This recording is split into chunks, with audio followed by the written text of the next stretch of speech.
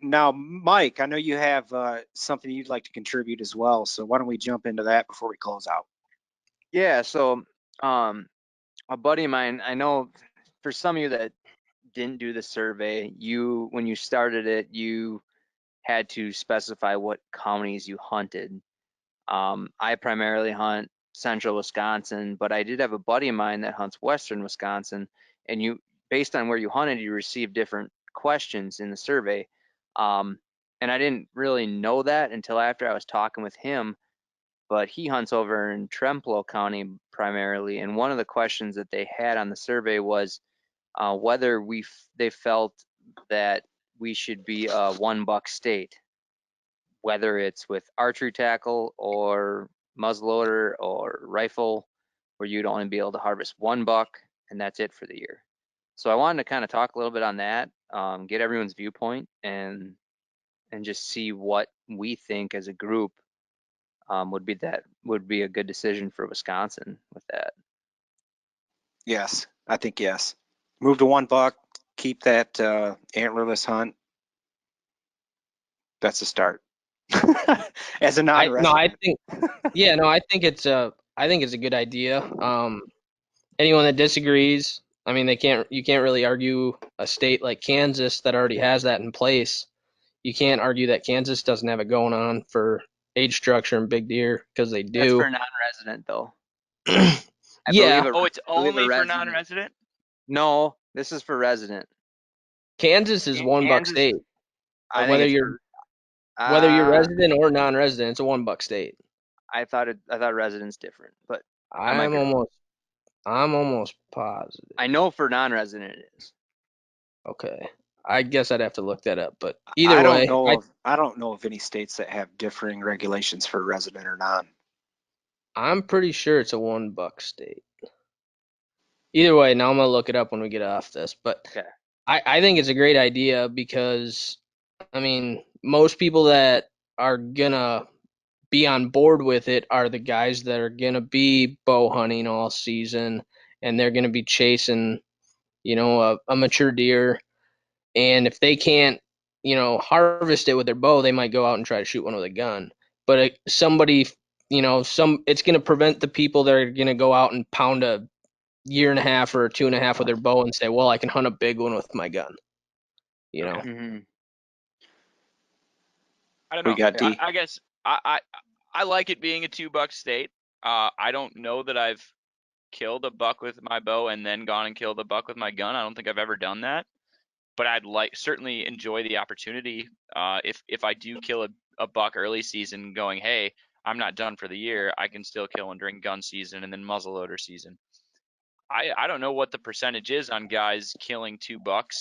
I would imagine it's pretty low. And then, like Brennan said, the guys that go out there and kill it with their bow, if they're that diehard to shoot it, or if they're that gung ho to shoot a year and a half old buck and then go shoot a mature buck or another buck during gun season, I just don't see that being a percentage of the population that's actually having an enormous effect. I think a lot of people have the smarts to go, hey, I shot a buck with my bow. Now I'm going to shoot some does, unless a giant comes by or something like that. I don't think a lot of the Wisconsin gun hunters have that kind of smarts. I wish there was more people with that mentality, but I don't think there is. I Like, agree with. I think that's a great mentality. I just don't think that.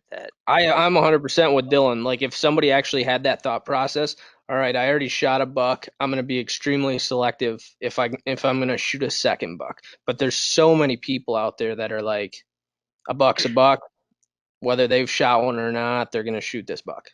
Like, Yeah. that's just the way it is. That's why I vote we go to earn a buck, and it's earn both your bucks in that case. I agree. If we're really trying to manage the deer population and keep the sex ratio good, let's go to earn a buck and make it every buck you shoot, you have to shoot a doe beforehand.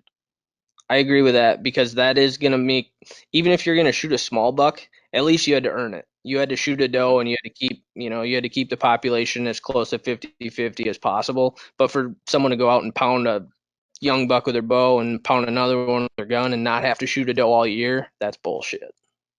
Touche. So if you're earning your bucks, shoot whatever you want for bucks, but as long as you earned it by shooting a doe. Yep. I like And I that. think that should go. That should even go for if earn a buck isn't a thing. Like you as a property manager and as a conservationist and a hunter should know that that's what's best. So you should be pounding does every year anyway. I think Yeah, that but that's the way it should be. That depends on where you're hunting though, because like I feel like years that I hunt in central Wisconsin, I don't need to shoot a doe. There's several It's years I it's probably shoot a certain. doe every 3 years where I hunt in central Wisconsin, but we have a lot more balanced. Yeah. Our buck to doe ratio where I hunt is most of the time 50-50, I would say. because That's you a probably valid. have neighbors that are pounding the does for you, though. Exactly. I don't shoot a lot of does because I know a lot of our neighbors do. Yeah, Right. I know. There's so many properties, like even my family property here in Wisconsin. You can go out after gun season once the deer herd calms down. There's 40 to 60 does coming out to a field. There might be 2 or 3 bucks. Like that's because nobody's shooting the does. And for like areas like that, I mean, people are too proud almost to shoot a doe, so they rather, hunt all year for a buck and eat tag soup before they're gonna shoot a doe because they're too proud to shoot a doe. And that unfortunately there's still that mindset in a lot of people that go to the woods that there was 20 years ago. I know when my dad was hunting and I would be watching as a bystander growing up, like people rather shoot a year and a half old buck than shoot a doe. And unfortunately there's still people Right. like that are in the woods. But Yeah. I don't know.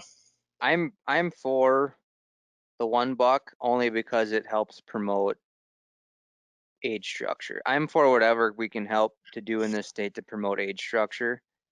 And if it would work, I would think it would be a great idea.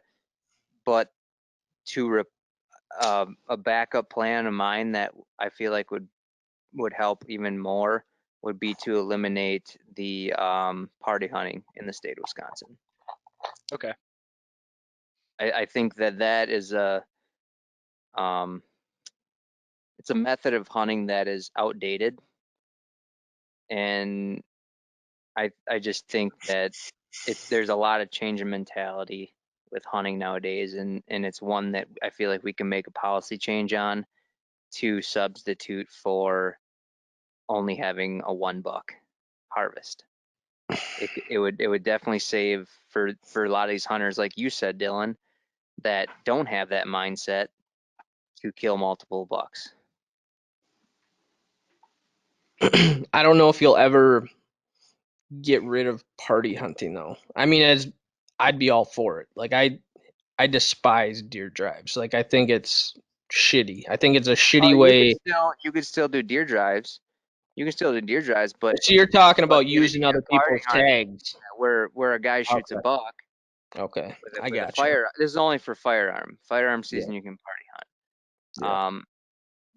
Guy shoots a buck tag or fills a buck tag with a firearm, and then 10 minutes later, another buck comes by, and his buddy has a tag that he's hunting with, and he fills that one, and then 3 days later, he goes out and he shoots another buck, and that's the kind of hunters I I think we got need to you. regulate, I got you.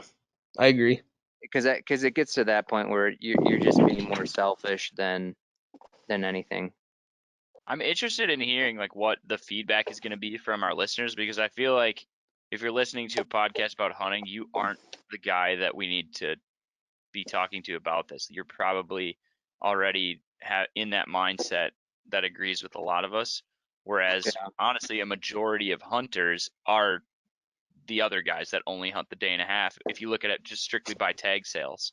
Well, So the hopefully guys a that are lot of watching this are more hopefully, a diehard. But yeah, I agree, but hopefully a lot of our listeners will take the time to share this podcast to hopefully get out to those kind of people yeah, to see the different viewpoints and ways that we can improve.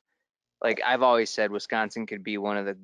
It is a great whitetail state, but it could truly dominate the country in quality whitetail harvests if we put the right things in place.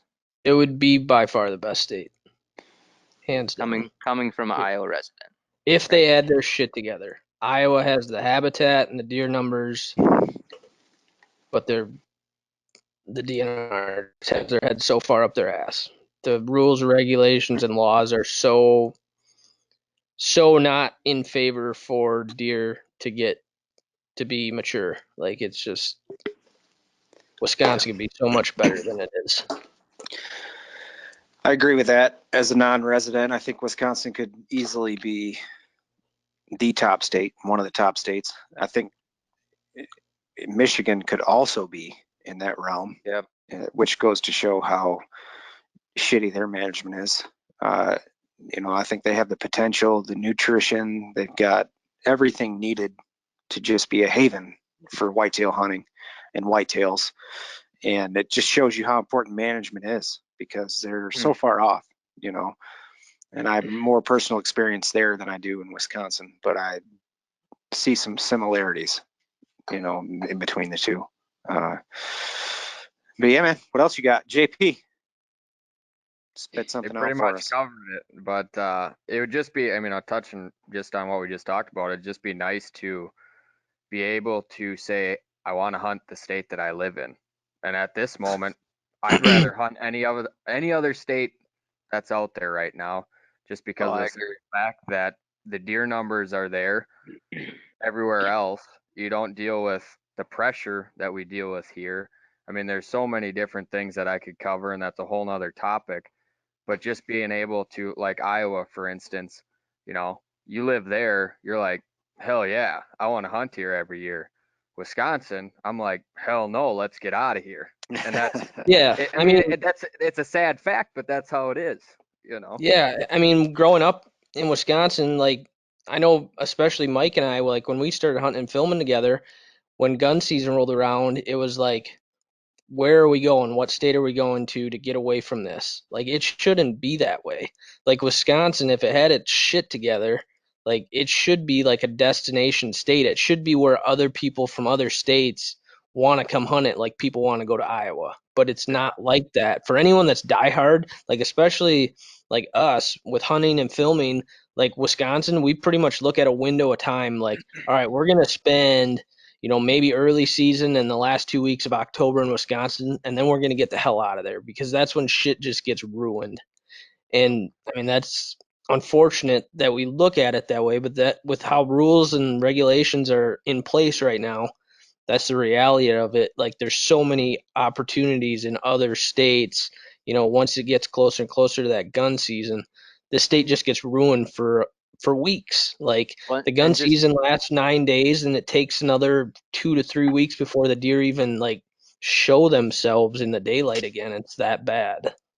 just to add on the opportunity side of things, when we first started filming for our show and I started doing whitetail hunts out of state, I know I said this to each and every one of you guys, but I would take a weekend out of state anywhere than hunting a whole season in Wisconsin because I can guarantee you I would have a better chance at opportunities at quality bucks in them 2-3 days than I would have over an entire season over in bow hunting Wisconsin, especially.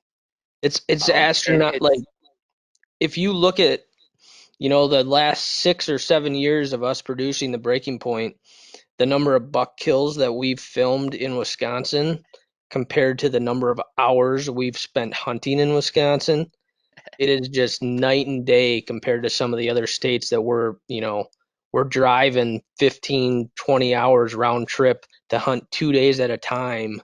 And we're killing way more deer in those states because there's no pressure. And it's crazy how much time we and there's better spend quality. hunting.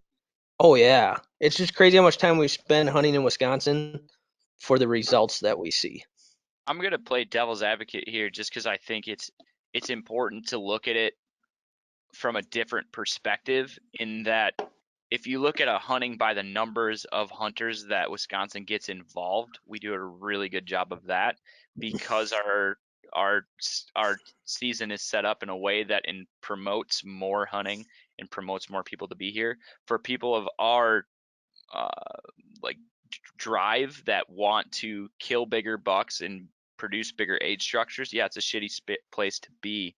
But in a sense of getting more people involved and promoting a sport that is dying, I would say Wisconsin's doing a really good job of that. So I think that there's a balance there that we are on a side of that is focused more towards I'm going to do this regardless of whether or not somebody tells me I can't, I shouldn't do it, you know, PETA, all that kind of shit. Whereas Wisconsin is doing a good job of getting those people involved that normally wouldn't be.